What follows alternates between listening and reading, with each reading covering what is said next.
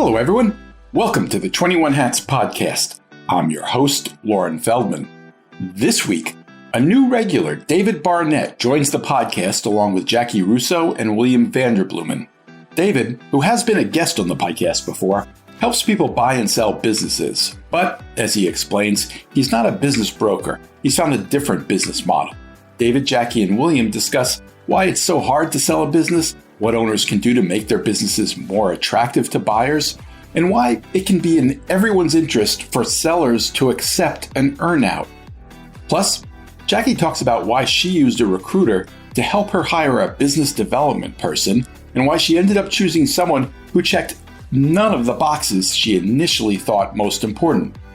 I thought I needed some hotshot East Coast, West Coast, big city dude who came in with all the slick talk, she tells us. Instead, she found her winner in rural Alabama. Even in good times, owning and running a business can be a lonely pursuit. Our hope is that these weekly conversations will let owners know they are not alone in facing challenges. In fact, that's the whole idea behind the 21 Hats community, engaging with other owners to get the kinds of insights only another owner can offer. If you're interested in learning more, step 1 is to sign up for a free trial of the Morning Report, which highlights the most important news of the day for business owners so you don't have to go looking for it. Step 2 is to get on our Slack channel, where you can ask questions, get vendor recommendations, and tap the wisdom of a very impressive crowd. Just search the 21 Hats Morning Report to subscribe. Joining me this week on the podcast are regulars David Barnett, who is based in New Brunswick, Canada, and helps people buy and sell businesses. Jaci Russo, CEO of Brand Russo, a marketing agency based in Lafayette, Louisiana. And William Vanderbloemen, CEO of Vanderbloemen Search Group, a Houston-based recruiting firm that works with churches and other faith-based organizations. The episode is titled, Maybe Earnouts Aren't as Bad as You Think. Welcome, Jaci and William, and especially David, the latest addition to our podcast team. Great to have all of you here. It's good to be here. Welcome to the newest victim. Yeah, that's exactly where we're going. David, I spoke with you for a one-on-one episode at the beginning of the year, and you had a lot of interesting things to say. There were a couple in particular that I wanted to start with today and see if we can get some reactions from William and Jaci. One was that you told us about why you consider the business of selling small businesses to be a very bad business for the people who try to do it, which helps explain why it can be so hard for people who want to buy or sell a business to find a good broker. It's also why you ended up changing your own business model. Can you tell us about that? Yeah, sure. Well, it's simply that it's a contingency-based business. And so it means people get paid when they successfully do a deal.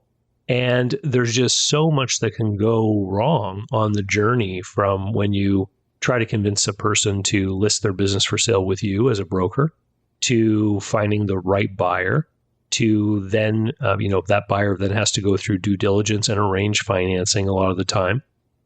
And, there's a lot of back and forth, and all kinds of different advisors are giving their opinion and looking at different things. And so it's very easy for a deal to fall apart. I've told many business owner that getting an LOI or an offer on their business is like winning the lottery, and then successfully closing the transaction a few months later is like winning the lottery again. And so there's just a lot of stuff that can happen. And throughout that entire process, most brokers are not getting much or any compensation or cash flow from their dealings with that particular business owner. And so this is what creates the stress. I mean, in my own experience, I went a little over 3 years as a business broker. And in each of those years, I had a stretch of 7 to 9 months with no closings. And so you've got all your overheads you're covering without any great deal of cash coming in. I actually recorded an interview for my own YouTube channel the other day with someone who had sold their business. And this gentleman kept statistics, and he had conversations with over 60 people. And it turned out that 45 of them had no money available, yet they were still out looking for a business. And this has to do with the proliferation of this buy a business with no money, get rich quick kind of content that is now everywhere online. But it highlights some of the frustrations that brokers deal with, because of course, brokers are dealing with this kind of thing all the time and huge volumes of inquiries, most of which from people that aren't able to ever put a deal together, regardless of how much they want to. So tell us about the business model that you chose instead after your years as a broker. Yeah, so today we basically have two streams, one for buyers, one for sellers. We do some other work for other people as well in the valuation space and consulting on business transactions where we help people like bankers and stuff like that. But for the buyers, we basically have a series of steps. We have free content. We put it online. We've got some books that I've published. We also have an online course which kind of answers all the same questions that every buyer has. So we kind of package that together in an online course people can do. We have a group coaching program, which is a group of people that are all trying to buy a business. We meet 3 times a month, and I coach them, and they share with each other about their conversations with sellers, with bankers, with brokers, etc. So that's another avenue that we help people with. And then we actually do these consulting packages called buyer insight analyses, where we will look at a business that someone has found, and we'll go and do the research on past sale transactions and show the buyer what we think that it's worth, what some reasonable offers are, will it cash flow given their resources, etc. And then for sellers, it's the same kind of thing. We have this step-by-step approach. We start with a valuation, which leads to a recommended asking price. And if people want to proceed past that, we'll do a packaging. We create what's called a business profile or a SIM, which is the document that someone would share with a prospective buyer who wants to look at buying their business. So we'll make that for someone. For each of these steps, we charge people a fee for the work that we do.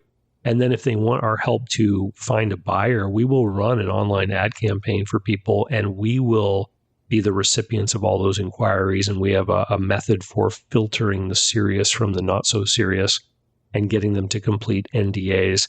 And then we coach the sellers on how to have conversations with those people and ultimately lead them to a successful transaction. And we break it down step by step, charge for each step.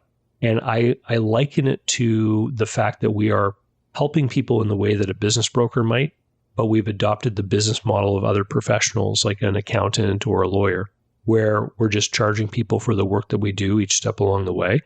As a result, our clients, our sellers, end up paying us far less than what they would pay a traditional business broker. From our perspective, we get a more even cash flow.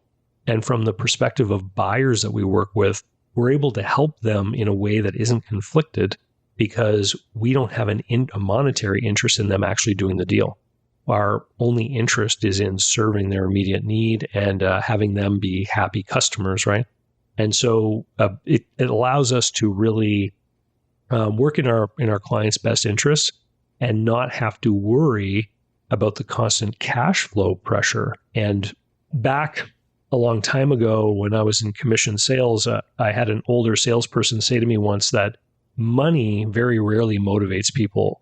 There's a lot of people out there who, once they reach a certain income, they're pretty happy. Another $5,000 or $10,000 is probably not going to get them to do much more or act in a way outside of their character. But the lack of money can really get people to act outside their character. When somebody doesn't have money for a car payment or a mortgage payment or something like that, then that's when people will stretch the bounds of what they may perhaps normally consider ethical.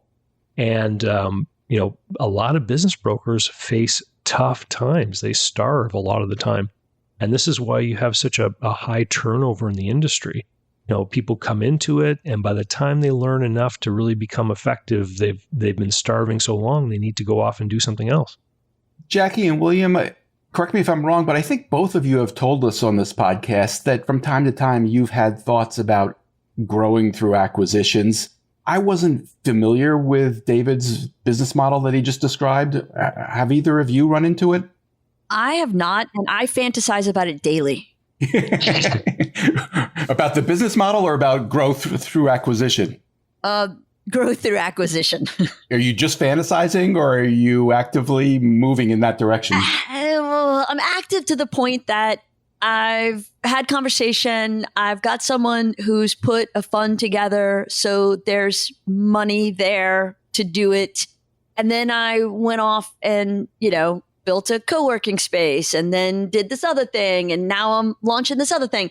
And so I haven't gotten back to it, but it's sitting there waiting for me. I just haven't gotten my head around it yet. And I hoped we'd talk about it with David today, because my challenge is everybody that I talk to says that you go in to buy the business and then the buyer makes changes to the business and then they haven't really bought anything of value, because the thing that was most valuable was the original founder that just got kicked out of the business.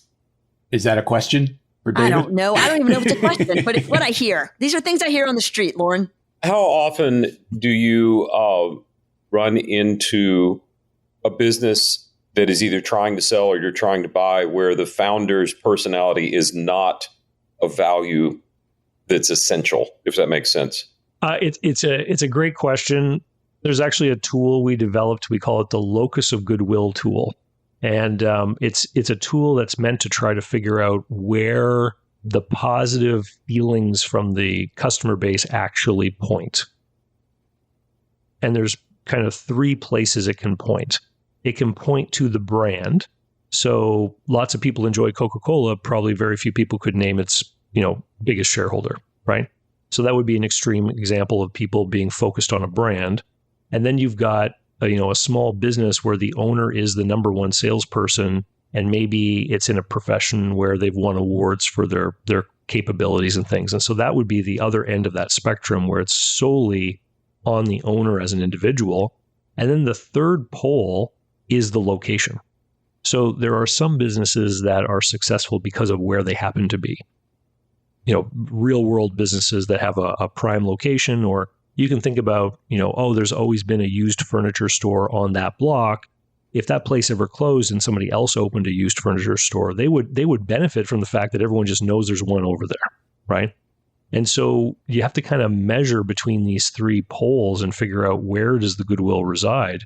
Because if it is entirely focused on the individual person, then you have to manage that through the transaction. And the way that it often gets managed is through some sort of period of transfer where the seller remains tied to the business. And in some cases, this could be for years. A lot of sellers, they don't like to hear that. But from a buyer's point of view, Jaci, what you mentioned about how when the seller leaves, what did you get? When we look at businesses that are being sold, we typically look at their past performance. When people analyze the stock of publicly traded company, I'm going to say Coca-Cola again, people will look at what they're doing, but they also look to the future. What are the expectations? What is the growth that we expect? All that kind of thing. Because when you buy stock in Coca-Cola, the entire management leadership team is intact. It's part of what you're investing in. And when you buy a small business, all of that leadership, knowledge, et cetera, departs, right? Because it's in the head of the owner, and the buyer often is the one that steps in and has to fill that role. And so this is one of the big reasons why small businesses tend to always be worth more to their sellers than to buyers, because the sellers understand all the risks, they understand the market, they know the customers and all that kind of stuff. And a lot of the times when I meet with a business owner and I do an evaluation of their business and I show them what we think it will sell for, largely the response is something like this: well, if I just kept it for the next few years, I'd have that money and still own the business anyway. And they would be absolutely correct, right? It's not cash out Mark Zuckerberg style that people get to enjoy when they're talking about selling a small business. The buyer is going to look at that business and they're going to start discounting all these risks of all these what could happens in their mind. And they often are going to borrow money, which means that they have to take part of the cash flow that the seller currently enjoys and use that to service the debt that they've taken on. And so the buyer sees it as a much more risky proposition. And the debt has to be paid from the cash flow that's coming out of that business. And if the buyer is going to step into the seller's shoes, they've got to be able to take a salary out of that too. And when you start to take all of these necessary things out of the cash flow, debt service, manager salary, CapEx expenditures, because everyone adds back depreciation and amortization for this stuff. Then you have to take into account the tax burden that's still going to be faced on the profits. Oftentimes, there's a hard limit to what someone can afford to pay for a business, and that number is often disappointing to the seller just because they have that different point of view. And so unless somebody needs to sell one of these small businesses, they usually don't. They look at the number and they go, geez, I don't want that amount of money. It's worth more to me. I'll just keep it. And so that's why we often have to wait for one of the 5 big things. I burnout, boredom, and fatigue together into, sort of the mental basket, like I'm tired or I need to move on kind of thing. And then there's divorce, poor health, the need to relocate, and retirement. And, of those 5 big reasons why people want to sell a business, retirement is the only one really planned for. And people usually plan for it with sort of a flexible timeline. People will start to consider it at one point, knowing that they have the flexibility to hang on for a few more years if they have to. So really, you need to have a good business that is profitable, that is transferable, meaning you've got the systems and processes and things down so that a new owner can take over and run it. And you need a seller that's sufficiently motivated where they're willing to accept a price that they might think is low or isn't worth, what it's worth to them. All those things have to line up together for a transaction to occur. And then you have to get everybody else to agree. The bankers, CPAs, the lawyers, the other people you might have involved in your due diligence. And so everyone's got to give their stamp of approval, and then you get a transaction. And so this is just a lot of moving steps, moving pieces that have to align. And it all starts with the seller's expectations. One of the biggest problems I see in the world of business brokerage is that brokers will get excited about signing up a business owner because they say, hey, here's an opportunity for me to sell a business. But they won't properly set the seller's expectation. And then you end up with a business on the market for a price that's too high that nobody could really afford to pay. And it just creates this trap. It's almost like a leg hold trap for time, because the broker will spend time on it. The seller will spend time talking with people. The buyers will spend time. But when it gets down to the end, that seller will never agree to a deal that makes sense for the other parties, because they've never had their expectations set properly as to what a transaction could realistically look like. Well, just to follow up, all of us are interim owners at one level or another. So what should business owners that are sitting here, I'm 55, I'm not tired, I don't have to move, I don't have to retire, we're in great shape. I would like to keep all options open for whenever that day is that one of the big 5 or a cluster of them hit. So what should I be doing over let's call it the next 10 years to perfectly position my small business to be highly appealing? So the value of the small business is always tied to the cash flow. So you want to try to have the highest possible earnings that you can.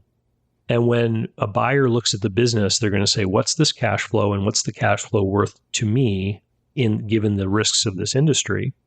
And then the next question they will ask is, what is the likelihood that the cash flow will continue under my stewardship? And that's when they start to look at things like the goodwill question that we talked about earlier. Where are the relationships? Are they with a series of salespeople that are employees of the company, or are they with the owner, for example? And what are the processes? Am I going to be able to run this business? We think of processes and procedures like the manual maybe that someone gets when they buy a McDonald's franchise, right? Which is, I've never seen in person, but purportedly tells you everything from how to mop the floor to how to make the hamburgers to how to sponsor the Little League baseball team. Well, it doesn't necessarily have to be as detailed as that, but you have to be able to say to someone, here's our plan every year for our marketing. This is how we advertise. And here's the, folders that have all the ads we've run for the last 10 years. And this is the person that we go to when we need design work done, and that you actually have it documented where different things can be found. And, if that buyer sees that you are organized in such a way that it's not just all in your head, that's going to cover a lot of distance in answering this question. And then the last part is that, the buyer, it knows that the sort of connection to a lot of the history is with you, the seller. And so they're probably going to propose a deal structure that gives you a good reason to continue to be available for them well into the future.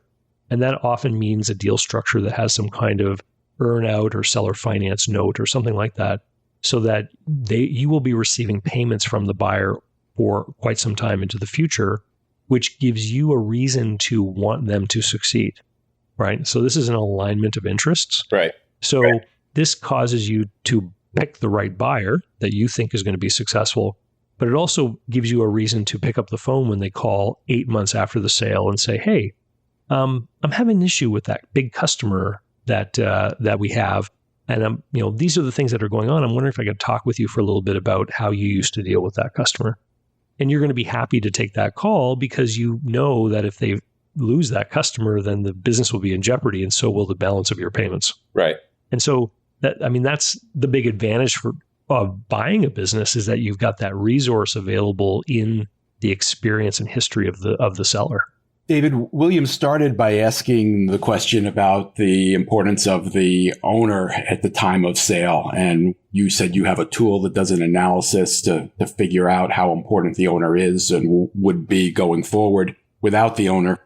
I'm curious, is it a plus or a minus if the founder's name is in the business's name as well? Yeah. What an interesting question, Lauren. Just a random hypothetical. How you pull that out of the air. It can be, more easily a negative, I think. If one particular business is renowned for a certain thing and that name is synonymous with that service, I'm thinking about Wrigley's and chewing gum, right? Is Wrigley's a negative factor for that brand today? Probably not, right? But if it's John Smith Plumbing in a little town, are people going to ask 5 years after transition, where's John? I've seen family-owned businesses that were named after the founder who, maybe lived 80 years ago. And they've always just used that brand. And the current generation is almost taking that persona of that original founder and they're turning that into a marketing persona, sort of like if you want to think about it like a mascot kind of thing, right? And so you can use brands that have people's names in them. I think that you really have to have an interesting marketing strategy around that. Overall, though, I think that if I see this here locally with law firms. Once upon a time, every law firm I ever saw had names of people. And these were like the founding partners, right, were the name of the law firm. And now I'm seeing more and more law firms giving themselves these more brand kind of names. And I know why they're doing it.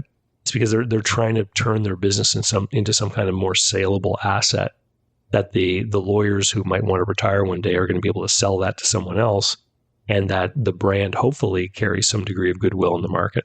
William, are you thinking of changing the name? Nope. Nope. Nordstrom did just fine. Smucker's did just fine. I'm kind of hell-bent on breaking the rules on all that. My last name's just screwed up. The only advantage to our company having my last name is the SEO. It's literally the only thing. I am just not client-facing anymore except for this kind of thing and for writing and maybe for brand new big deals. I'll come in and, wave and do more of an ambassador role. But hopefully we're building an experience that is synonymous with that name/brand. And I may be delusional, but, people don't ask me to do their searches. This can manifest itself in a lot of different ways. There was a Netflix series or special, I guess, that I watched a couple of years ago. It was all about Bert, the guy that started Burt's Bees, the beeswax lip balm and other products. And he had sold that company a long time ago. And then the company he sold it to got acquired by a big company, Unilever, I think maybe. But part of his sale deal originally was that he had to be available a certain number of days a year for like marketing events, like to go up here to make a celebrity appearance. Here's Bert, the guy with the beard. And years and years and years after the sale, he was still bound by that contract and still being flown out by Unilever to go do marketing events. And so that's the kind of thing that can happen if an individual is highly tied to the business. The buyer may be very afraid that the person's unique character, their presence, their relationships that they've had are critical to the business's success. Even in the world of small business, I've seen deals where buyers have wanted to compel the seller to be available, for example, to attend trade shows for several years after the transaction, just so that that seller would be around to make introductions from people in the industry to the buyer to help move that goodwill over to the new person. There's even instances where businesses have been sold, but it has not been publicly revealed that the business has been sold, but rather it's revealed to the public or presented to the public like a partnership. So, I'm going to retire in a few years, so I brought on this younger partner, and we now work together while I go into semi-retirement/retirement. In reality, the business has been sold, but they want to be able to present to the public and the market that the old owner is still involved in the leadership. When you talk about owner names and the titles, obviously, I have one of those companies at Brand Russo, and we didn't start off that way. Originally, we were OEJ Marketing. I was a freelance media buyer. Wait, OEJ? OEJ, correct. What does that stand for? Well, actually, what it stands for is one-eyed Jack. When our oldest was born, he did not sleep for 24 hours. He'd be laying in his bassinet at the hospital, pretending to be asleep. A nurse would come in because, they like to check vitals every 15 minutes because they don't think anyone should sleep at the hospital, even if you're not sick. And so the nurse would come in. He'd be laying there perfectly still as if he's sound asleep. And then as soon as she got close to the bassinet, he'd pop one eye open and watch her, whatever she was doing. So the nurses talked about it constantly, and they called him One-Eyed Jack. His name's Jackson. So Michael did some freelance graphic design, and so he named his freelance graphic design thing One-Eyed Jack Creative. I was working at another agency. That's how we met in the first place. And so now here we are. That infant is now a year and a half old. I'm pregnant with number 2, and I'm going off on my own as a freelance media buyer, and I need a name for whatever this thing is that I'm doing. And so Michael says, well, if I'm One-Eyed Jack Creative, why don't you be OEJ Media? And I was like, okay. And so hence it became. But people would ask, well, what's the OEJ stand for? And I didn't like being a solo practitioner. I thought that made me smaller than I was because I've always believed in my own greatness. And so I said, oh, well, it's Oliver, Elizabeth, and Jackie. Oliver was my college debate partner, and Elizabeth was the maid of honor in my wedding. And so they were now, without their knowledge, partners in my new company. And what prompted the change to Brand Russo? Well, so nice of you to ask. It changed because people thought that the Russo was one thing and the OEJ was another thing. And so one of my clients would be talking about their awesome media buyer. Who does your media buying for you? Oh, it's the Russo girl. Well, that doesn't show up in any SEO. All right. And so my clients didn't register the OEJ. They registered the Russo. And so Michael said, what are we going to do about this? And I said, well, I guess we probably didn't change the name of the company. We're a couple of years in at this point. And so we evolved and we became Russo Ad Group, the Russo Group, and then it's been Brand Russo for about 15 years now. And so I see the benefit of having our name in it, just like William does. So we're kind of locked into that. We fortunately have a next generation, also named Russo, who will take over. So that works out well. And it'll be his problem to kick that can down the road later. Would that be One-Eyed Jack you're talking about? That would be the original Jack of the One-Eyed Jack. But I'm thinking about, as we talk about names, we've had a lot of clients who grapple with this strictly from a marketing standpoint. Because when their company is a cult of personality, it's about them, and the company isn't named after them, they get that disconnect. When the company is about them and the company's named after them, they're handcuffed. And so you've got pros and cons either way. There's a really, really great ophthalmologist.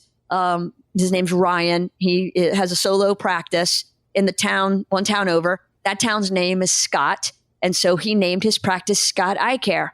How many times a day do you think people walk in and ask for Dr. Ryan or Dr. Scott? Scott's winning about 75% of the time. And so that's a challenge when it comes to names. Before we even talk about selling, it's just existing. From a marketing standpoint, names matter. All right. I've got some things I want to ask William and Jackie about too. But before we move on, David, can you give us some sense of how big your business is? Yeah. So right now we're a team of 5. So we have someone who helps with our social media, and I have a receptionist / EA for myself. And then we have 2 other fellows that are on the analysis team. So we're a team of 5, and we work with people all over. Probably about 3/4 of our clients are in the US, and we work with people in Canada and all the other English-speaking countries as well. And Do you know how many transactions you tend to do a year or how many you expect to do this year? We call them files because not all. I know you don't get paid by transaction. Yeah, and here's the other sort of rough part of this calculus is that a lot of the time when we do insight analysis for a buyer, we uncover things that lead to no deal being made. And a lot of the times when we work with a seller and show them what their business might realistically sell for, we also end up with no deal being made. The person will decide to do something else or keep the business and try to work on it, or decide that just closure and liquidation is a more effective way of them to exit. And so we open 2 or 3 files a week on average. So we work with a lot of people. Part of this leads into some of the statistics about small business sales that some people get surprised with. It's generally said that about 80% of small businesses don't sell. Biz by Sell, one of the big online platforms, puts out a report every quarter about their statistics. And the majority of businesses listed on there do not sell either. And we also know that the majority of businesses that do sell don't go through any kind of intermediary. So, and it's a very opaque market. There's no sort of central data like there might be with real estate, with home sales, for example. And even the government doesn't even know, because a lot of businesses are sold through what's called an asset sale. And when you do an asset sale, really, you end up with a private contract between 2 parties and a bill of sale, and the buyer typically will create a new legal entity to do the purchase. And if the seller is being paid over time, they may, for example, have to keep their entity going while they collect some of those payments. So over at the government, depending on where you are and what branch of government takes care of business formations, they could record someone creating a new entity to do a business transaction, and they would record it as a new business startup. And the business being sold, they legally continue, and they might continue to file their annual returns for a few years.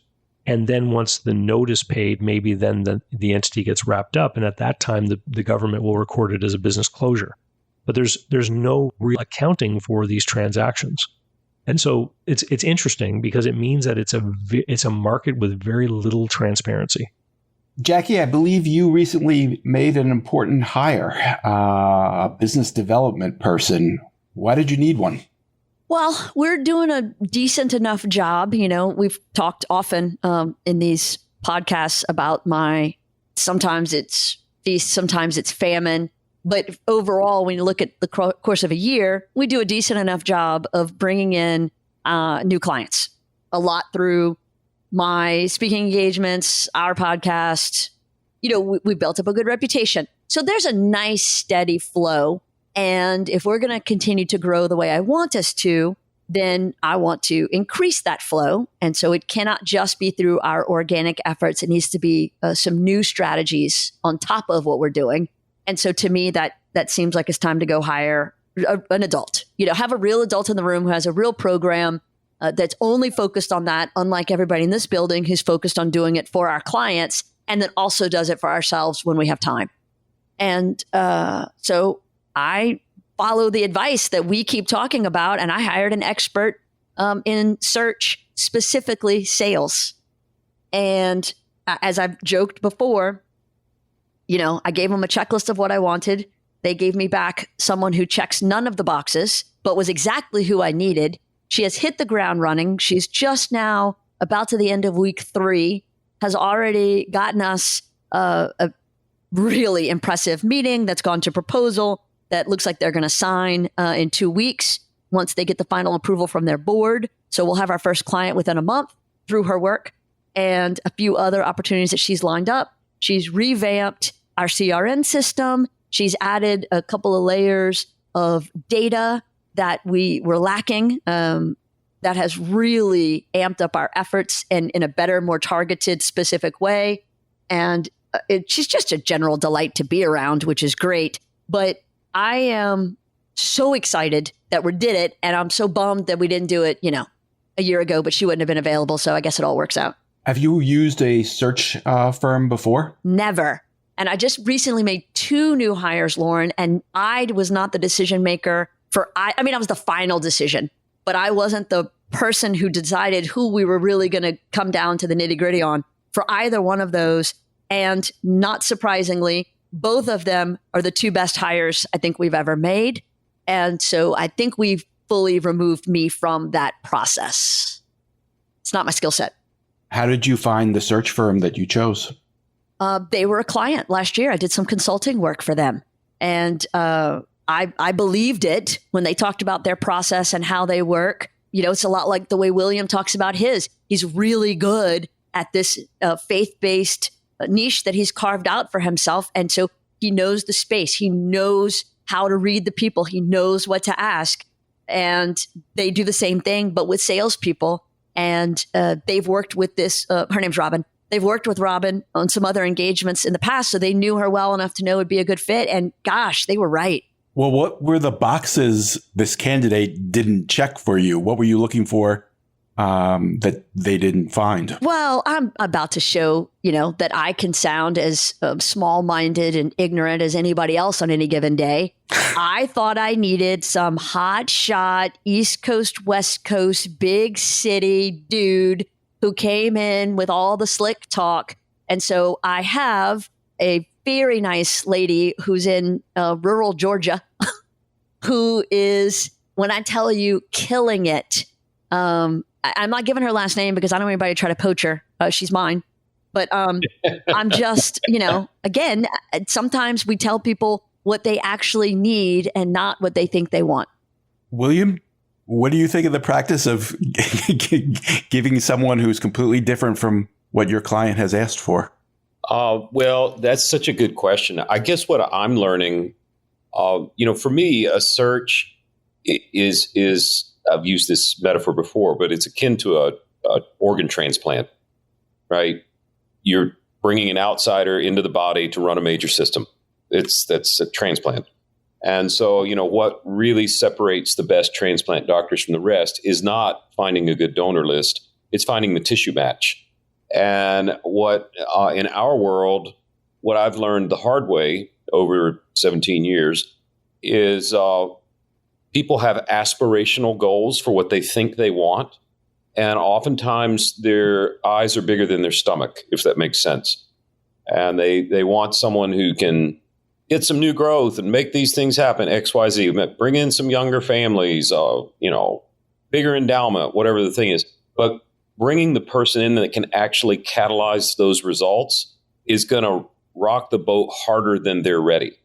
So we spend a lot of time on the front end, and we're in a very unique position. We're not positioned as we'll find you some people you don't know. We might find you people you don't know, but you're hiring us as a trusted advisor. I mean, you can't always use this word, but like a Sherpa. You're going up Mount Everest. This is hard. We're the no-name people that stay off radar that have gone up and down this hill many, many, many times. We can show you where to step and where not to. And part of that is a little bit of a self-assessment on the front end to say, how much change can you guys tolerate? How much new is needed? Are we breaking an S-curve and really do need a turnaround person? Or do we have a really great system and we just sort of need a software upgrade, if you will? So asking those questions on the front end, we found makes for a better chance at a tissue match. And it's taken a long time, but and I don't want to sound arrogant at all, but when I first started this work and it was for churches only, churches don't do new ideas very well. When we started, I would walk into a room and the client would say, "We're so glad you're here." And I'd say, "I'm so honored. Thank you for trusting us." And they'd say, "Let me tell you what we need you to do." And we say, "Okay, fine," and start writing things down. Now, the more common thing is we walk into the room and people say, "Please tell us what to do." So it's almost a script flip, if that makes sense, where we're coming in well before the search has ever started and helping frame out what's actually going to work to help you reach as much of your aspirational goal as your organization will tolerate over the next however many years we're talking about. Jaci, did they have to sell you on this person or did it click for you immediately? Well, when they sent over the rundown, I was like, okay, so this is like, I gave you a 10-point criteria and she's human. So I guess that's one of the points, but the other 9. But then I reminded myself that I hired an expert and why am I paying them if I'm not going to trust their advice? And I am an expert. And when people hire me, I expect them to take my advice. So I reminded myself to shut up, sit down, and just follow directions, which I don't always do as well as I could or should. And so I took the meeting, and it was 10 minutes in, and I'm like, oh my gosh, I'm so glad they matched us. And, we were off to the races after that. William, I'm curious, at the beginning, David told us about his business model and how he switched from getting paid by transaction. How do you get paid for recruiting? It's a similar concept, and that is, I am not motivated to sell you a candidate. We have a fixed retainer. It's derived as a percentage of the anticipated salary. So, if the person's going to make $150 a year, just picking a number out of the blue, and that could be any kind of, employer or employee, then our fee is $50,000, a third of the first year's salary. And it stays there unless there is a wild variance north of 150. It won't go below that. But we have, this sounds horrible. You wouldn't think this happens, but we have had people, even churches, lowball us on their estimated salary so we can set the fee low and then go high. Churches do this, William? Oh my gosh. You know what, Lauren? They're made up of these things called humans. And fallible creatures. Yeah, I'm sure glad none of us are one of those, right? This is why the robots are going to win. The short answer, Lauren, is it's a very similar value proposition. You are not paying me to talk you into somebody. We had one client that a kid sent a YouTube video in of a pastor, and that's who ended up getting hired, and we got paid just the same. And, we got paid because we walked them through a process and we vetted the candidate and we did all those things. But I don't want to be incentivized to close the deal because I think that compromises my relationship with the client as a trusted advisor and not a vendor. But that's a hard sell on the front end. We have fixed prices like William does. Us too. But, what percentage of the economy is payment upon delivery? That's every home you've ever built to some extent, right? So I'm charging regardless of outcome. And that's a tough sell. And that takes a lot of build up of brand equity over a long period of time to get there. Did you start with that model? I did. Took a lot of no's and a lot of time. But in my estimation, I wanted to start there and just try and make it work and say, no, that's the way it is. And we were fortunate. I've not seen many search firms be able to start lower and work their way up. Jaci, back to your business development person. I think you said she's in rural Georgia. Were you looking for someone to work remotely or willing to take someone who worked remotely? When we started the company in 2001, I was pregnant. And so I knew that within a month of our founding, I was going to be working remotely, at least for a few days. And so we've always had the tech in place for remote work long before 2020. And over the years, we've had, parents who needed to have some flexibility with kids. We've had some people who were working here as a full-time in-office employee and moved because of a spouse transfer or a parent situation, whatever it was. And so I have never cared where people sit to do their work. They can work from home. They can work from vacation. Not like they should work while they're on vacation, but while traveling. I think that we should just get the job done, and whatever that takes, let's do that. And we have had a copywriter, I guess she's been with us 6 or 7 years now. She's actually from Lafayette, but I didn't know her when she lived here. But she's married and lives in Rome now. And so we just have to work the time out, like we know she's no good after 3 p.m. Like we're not inviting her to a Zoom at 4 Central Time. So not Rome, Georgia. Correct. Nor Rome, Texas. Rome, Italy. And so I'm fine with it. We've had, and currently have people in Arkansas, other parts of Louisiana, other states, whatever. So I assumed I was going to get matched with someone who did not live in my town, much less in my state. And I'm fine with it. I think that it is, as we grow and expand, most of our clients aren't in this state. I should not hold our people to be. The challenge really is the cost of living. It's very inexpensive to live here. And so it takes a lot of math, not my skill set, to make the numbers work when someone doesn't live here because they're more expensive. This person is obviously a high level hire. Did you do anything to make sure that they understood your culture and got to know your people? Yes. We've always done rounds of peer interviews. And so we did that this time. And it's a balance because they, whether it's Robin or Jana, who's in Rome, or Rye, who's in Arkansas, it is about them knowing us, knowing our culture, knowing our business and our vibe, but they don't sit in this building. And so they don't have to be in on the office jokes. And, there's a thing going around right now where people use AI to design them as a action figure, as a Barbie, as a doll in a package, Oh, my Gen Zs have already been doing that. Oh, yeah. I'm out there. The whole office did it. We've loved it. It's been very funny. It is fascinating how much it gets things right, and then really funny when it gets some things wrong. And so the people who aren't in this building, they still get to play with that because it's all in the email threads, Now, I do think every time I send an office-wide email that, Reagan's birthday cake is in the kitchen, I'm like, oh, we'll save a slice for you guys. I don't know what to tell you. Everybody come to the kitchen at 1:30 unless you live more than 2 hours away. And so we have to be sensitive to that because there's some shenanigans that go on here that they don't get to be involved with. But it does have to be a good fit in terms of personality and vibe. And I've talked about this, I know, a number of times. Happy, humble, and hungry. You check those boxes, pretty much everything else we can work out. William, the last time you were here, you told us about your wife and co-founder, Adrienne, that she'd been diagnosed with cancer and was beginning treatment.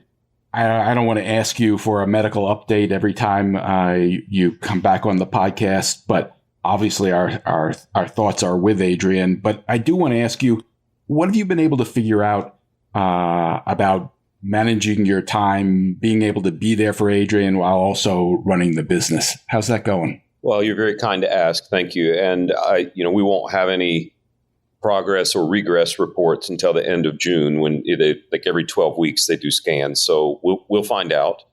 But she's on full treatment now, and they started her at the full dosage and said, hardly anyone can do this for more than a week or two. So we're just going to try until you can't. And this is Adrienne in a nutshell. She said, "Oh, really? No one can do it? Okay." And she did it. What are we, 5 weeks in? She's still on the full dosage. And so that's good. And given where we are right now, she told me, listen, the best way you can make me feel normal, which will make me heal faster, is if you'll just go do your freaking job. So how good did I marry? Right. And, I'm not traveling on a whim or for the things that don't matter. I've pared back to essential. And our client base is pretty compassionate toward these kind of situations. Probably most people are, but if I have to cancel something, it's not the end of the world. We're not at a place, she's not in bed. So for me, it's just a balance of providing a normal, good life and then not looking up 5 years from now saying, what would I give for one more dinner? And I don't know if I have that figured out or not. So aside from reducing your travel commitments, are you pretty much doing what you normally do in terms of running the business? Yes. And does that mean going into the office most days? Well, I mean, as you know, I've been trying to work myself out of a job a little more every year. So some, yes, sometimes no. I don't roll in early and I don't stay late. And that would happen with or without cancer. That's part of me letting this thing run itself and grow itself. But yeah. And I mean, to give a little context, I can just about see my house from my office. Oh, I didn't realize that. That's nice. Oh, yeah. No, my Jeep just turned 8 and it has 15,000 miles on it. So it's not a fair question. Most people don't have that luxury. But it sounds like there hasn't been a real challenge in terms of figuring out how to manage. Not yet. It'll come. One day, hopefully, I can write something of a work-life balance, lessons learned. But, for now, things are pretty normal. Well, that's great to hear. Yeah. Thanks for asking, though. Of course. All right. Well, again, welcome to David Barnett. Thanks so much for joining us for the first of many, I hope. You will come back, won't you, David? Absolutely. It's been a great time. Thank you. All right. My thanks to David Barnett, Jaci Russo, and William Vanderbloemen. One thing before you go. Everything we do at 21 Hats is created by entrepreneurs for entrepreneurs to help us all learn together. If you get something out of listening to these podcast episodes, consider joining the conversation. You can do that by joining the 21 Hats Sounding Board, a Slack channel where you can tap the wisdom of a very smart crowd, or by becoming a founding member and joining our monthly Zoom forum, where you can be part of conversations much like the ones we have on the podcast. You can sign up for both by subscribing to the Morning Report. If you have any questions, you can email me at lauren@21hats.com.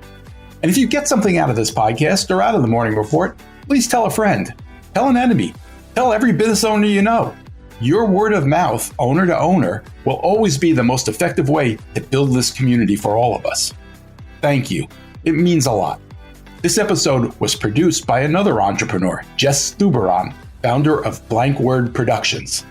Thanks for listening, everyone.